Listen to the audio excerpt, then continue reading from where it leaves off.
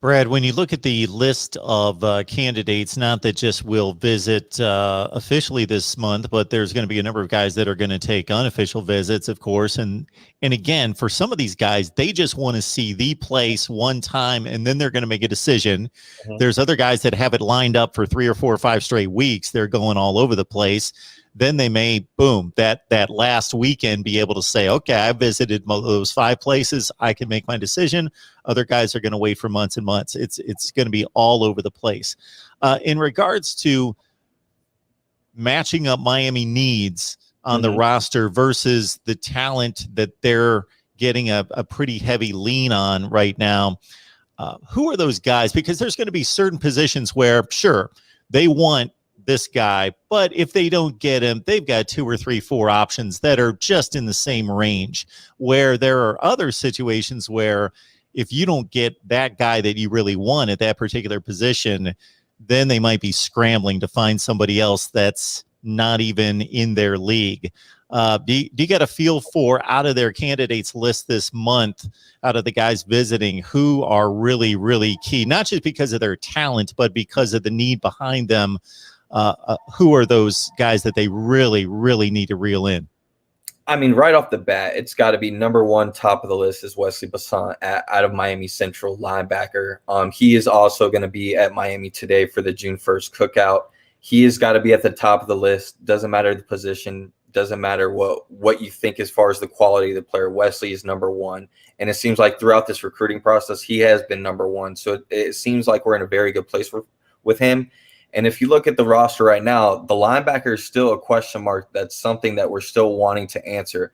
So not only landing a guy like Wesley, who's the number one target in South Florida for that position, but if you can add to him and get someone like a Travius Lathan or a Demario Tolan, or even possibly a Devon Jackson as well, who's got phenomenal track speed, who could kind of fly all throughout this football field, which would be a very good player, in my opinion, in this Manny Diaz type of defense who could play multiple positions. The linebacker position is one. The other is obviously defensive end. We just got 3 defensive ends drafted in the NFL, 2 in the first round, right? We're starting to finally get a name for ourselves, coming back to the NFLU tradition, specifically at the defensive end. But one thing that we need to see is we need to see dominance back at that when it comes to recruiting. We got to land the big fish in our backyard. You know, the Kenyatta Jacksons, the Marvin Jones Jr.'s, the Shamar Stewarts, the Nigel Kellys. Those are your 4 top defensive ends in South Florida. It really seemed like, Mark, for the past couple months, Miami was not really in play for any of them, and maybe one in Nigel Kelly, but the other 3 weren't really in play. Well, now, again, you come back to June 1st, and today you look at the list, and I believe every single one of those young men will be in Miami today. Nigel Kelly, Shamar Stewart, Kenyatta Jackson, and I believe the last one was Marvin Jones Jr. Yes, all 4 of those will be in Miami today, along with the 5th and Dante Anderson. So you got your top 5 targets that Miami is going after in the defensive end position, and they're all on campus today. So first day is a huge impression, in my opinion. And I think the thing that changes the most is the staff that you're looking at that are building these relationships with these young men.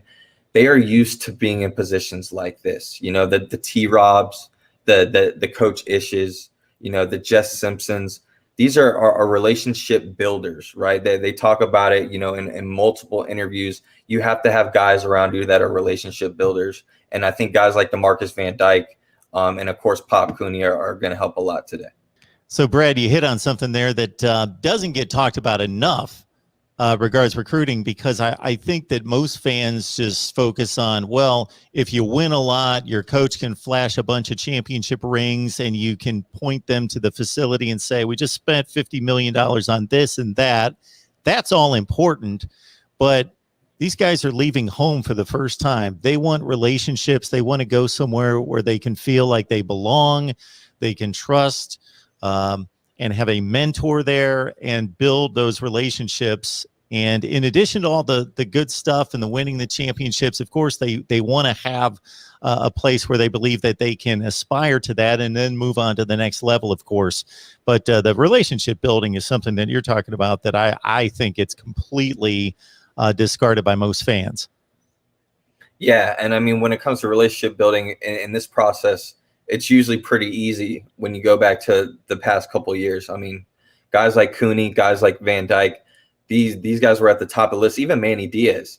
When it comes to recruits coming on campus, they were very familiar on how things worked. Well, this whole COVID, this past year and a half, it has put a twist on a lot of things when it comes to interacting with these young men, right? And I think what I've realized in interviewing recruits is everyone's different, and even though they come off a certain way, I think the way they interact in person is going to set a whole different bar, not only with them, with their family, because they always talk a lot about their family. And that's a whole nother half of the interview that you're not even really getting to see. So the fact that these coaches are now, getting loose, just like these recruits all over the nation, it's a free for all to where some of these young men and some of these parents could fall in love day one to where they don't even need to worry about these other visits the rest of the month. Who knows what happens? So that's the most exciting thing about these next couple days. You got June 1st, you got June 4th, June 11th, June 18th, and then June 25th. Those are pretty much the big market weekends as far as recruiting this whole month. And the good thing about with Miami is a lot of these young men that are going to be on campus today for June 1st, it's not an official visit for them. So guys like Shamar Stewart, Marvin Jones Jr., a lot of the defensive ends I named, for instance, these aren't official visits for them. These are unofficial visits just because they're in their own backyard. They don't have to go anywhere. Well, at the end of the month of June, June 25th through June 27th, not only are those official visits for some of the recruits that Miami are going to be holding, which most of them are out of state, which makes sense. But they're also going to be holding Paradise Camp that same weekend, which again is going to help a lot of these local recruits that we're going after that don't necessarily have to make Miami an official visit, but they are going to see them twice in a month, the beginning and the end of the month. So it's a win-win for Miami. And I think if they take advantage of some of these big names today and over the next 24 to 48 hours, like the Shamar Stewarts, like the Kenyatta Jacksons, if they can, get them to kind of think it over and even make an official visit or come back at the end of the month, it's a win for Miami.